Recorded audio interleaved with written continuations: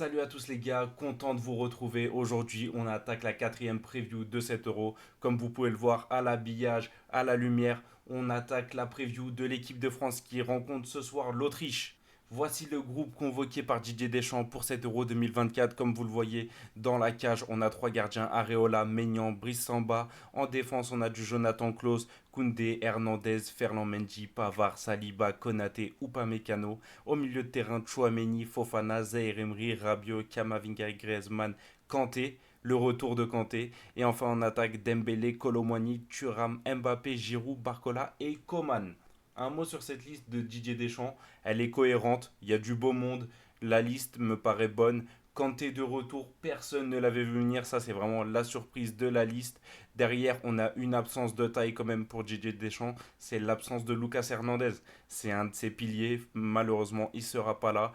Il a été remplacé par Ferland Mendy. Ferland Mendy qui méritait sa place, lui qui était souvent l'oublié de Didier Deschamps. Voici la compo probable de Didier Deschamps sur cet Euro 2024. Je dis bien probable parce qu'il y a encore énormément de doutes pour ma part. Mike Maignan dans la cage, en charnière centrale, Konaté ou Upamecano. Sur le côté gauche, Ferland Mendy, à droite Koundé. Le milieu à 3, N'Golo Kanté, Rabiot, Griezmann. Et enfin en attaque, Dembélé, Giroud, Mbappé. Je dis qu'il y a énormément de doutes parce que franchement, il y a pas énormément de choses qui ont été élucidées durant les matchs de préparation. Ferland Mendy, je l'ai mis titulaire, mais je sais pas, lui ou Théo Hernandez, à voir si Didier Deschamps préfère sa stabilité défensive habituelle ou alors s'il veut mettre un côté gauche, un couloir gauche de folie. Donc ça, c'est à voir.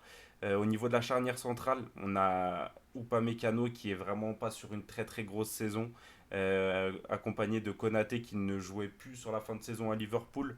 À voir s'ils seront titulaires parce que de l'autre côté, on a un Saliba que Deschamps n'aime pas trop, mais Saliba qui fait une super saison, qui fait partie des trois meilleurs défenseurs en Europe cette saison. Donc, à voir si Saliba peut gratter une place de titulaire.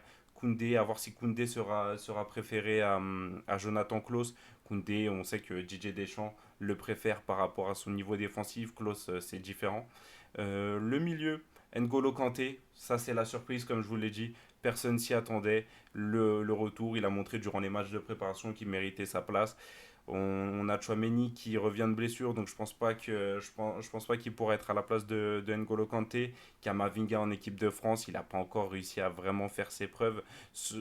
À ses côtés, N'Golo Kanté, il aura Adrien Rabiot qui a toujours été préféré à tous les autres milieux pour sa facilité à bloquer le couloir gauche pour éviter le retour d'Mbappé.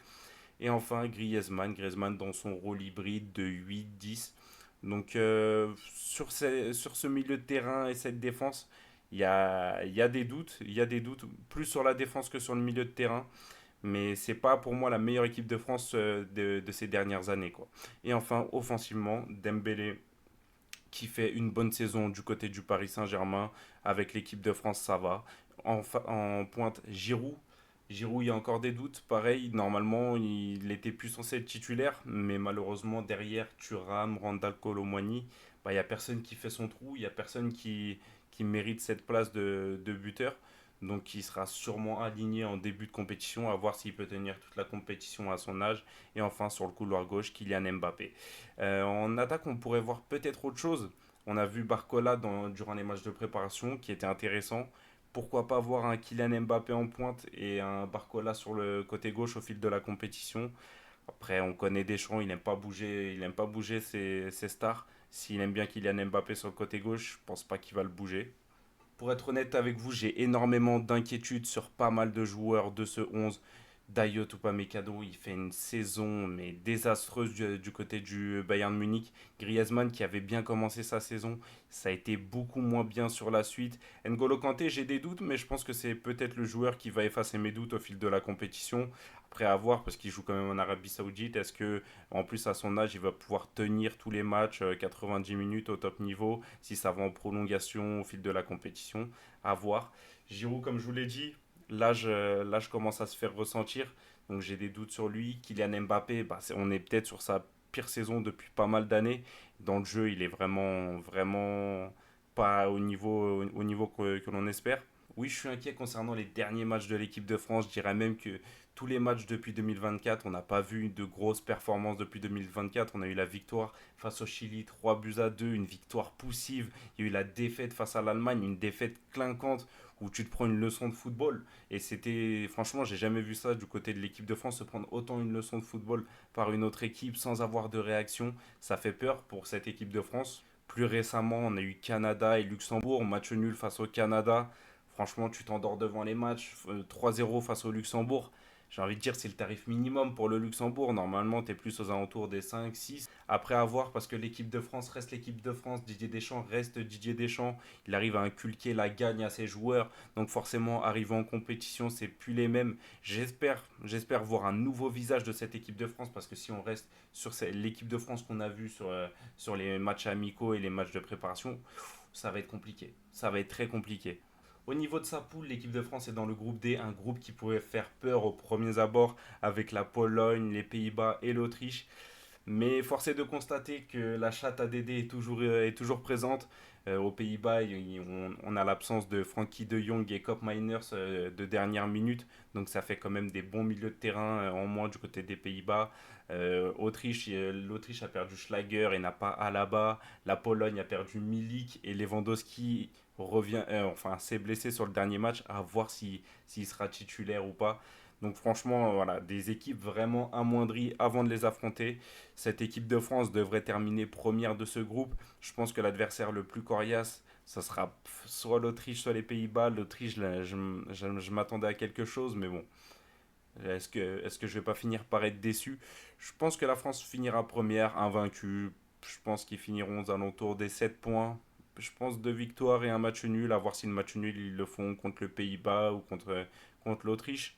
Après, attention à ne pas se faire surprendre, à faire 2 matchs nuls et qu'au final, une équipe comme les Pays-Bas fasse 2 victoires et un match nul et finisse premier. Ça serait compromettant pour cette équipe de France.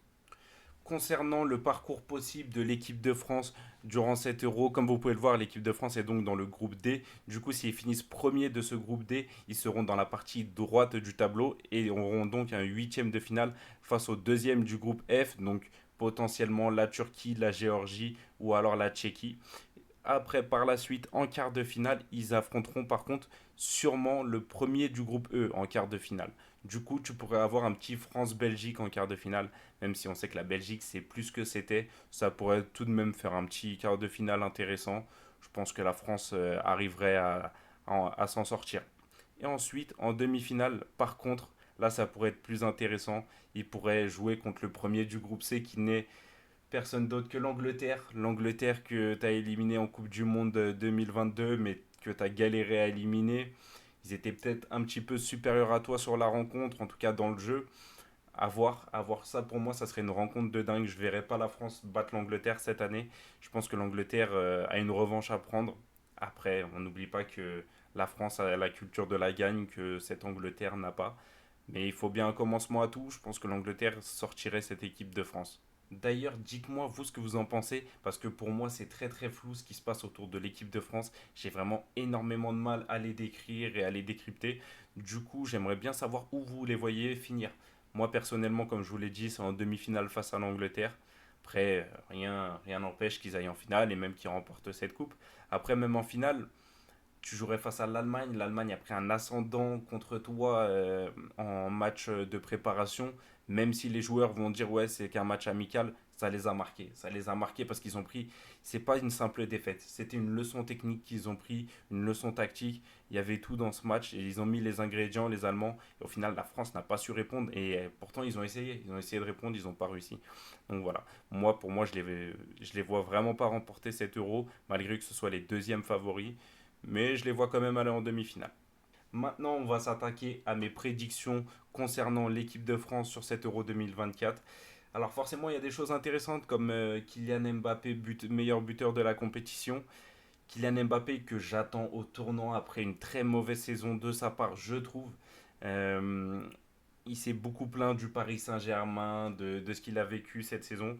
Voilà, je trouve que c'est quand même pas mal d'excuses. J'aimerais voir qui, lui en équipe de France, qui se sent à l'aise avec les pleins pouvoirs.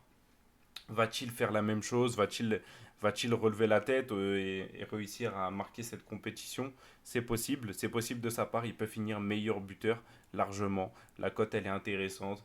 L'équipe de France va sûrement aller loin. Il n'y a pas énormément d'options offensives pour cette équipe de France, donc je pense il risque de marquer pas mal de buts. À voir pour cette prédiction. Concernant mon joueur à suivre dans cette équipe de France, alors déjà j'ai envie de partir sur Ferland Mendy parce que Ferland Mendy, je l'ai beaucoup suivi du côté du Real Madrid cette saison. C'est un joueur que j'appréciais pas énormément dans le passé. Cette année, il a réussi à changer mon avis sur lui. Franchement, j'ai vraiment aimé sa saison. Je l'attends dans cette équipe de France où il n'a pas encore d'expérience. Il n'a pas eu encore le moment de montrer sa valeur. Du coup, j'attends énormément ces matchs. J'ai vraiment envie de le voir titulaire. Et par la suite, il y en a un deuxième qui n'est pas titulaire, mais pour moi, ça va être ma petite surprise. C'est le Bradley Barcola. Bradley Barcola qui fait une super saison du côté du Paris Saint-Germain. Je pense que si l'équipe de France lui donne des minutes durant 7 euros, je pense qu'il va les rentabiliser ces minutes. Il fait très très mal quand il rentre en cours de match. Pour moi, c'est même possible au fil de la compétition, il devienne titulaire parce qu'on sait devant il y a des petits soucis avec Olivier Giroud, avec Marcus Thuram. On n'est pas sur on n'est pas sur les joueurs les plus fiables. Alors pourquoi pas? Il y a une petite chose à tenter du côté de Barcola, à voir s'il va saisir l'opportunité. Et enfin, ma dernière petite prédiction, Griezmann rate son euro. Voilà, ça c'est une prédiction personnelle. Griezmann qui avait très bien commencé sa saison du côté de l'Atlético Madrid, qui l'a très mal fini. J'ai pas été fan de ses matchs de préparation avec l'équipe de France. Je pense qu'il va avoir du mal à trouver ses jambes durant cet euro. Je pense qu'on va pas être sur le Griezmann aussi important qu'on l'a vu durant toutes les compétitions de cette équipe de France. Ça serait quelque chose de nouveau de voir un Griezmann en difficulté en équipe de France. Franchement, j'ai pas eu l'habitude de le voir mal. À chaque fois, c'est un des joueurs les plus importants de cette équipe. Du coup, voilà, c'est pour ça que j'en fais ma petite prédiction personnelle. C'est tout pour cette vidéo preview concernant cette équipe de France. Dites-moi ce que vous en avez pensé dans les commentaires. Dites-moi ce que vous pensez de cette équipe parce que moi, personnellement, j'en pense pas que du bien. Vous, c'est possible que vous voyez totalement autre chose. Maintenant, de toute façon, la seule réponse, ça sera sur le terrain. N'hésitez pas à lâcher un petit like, un petit commentaire, ça fait toujours plaisir. Et on se retrouve demain pour la preview du Portugal.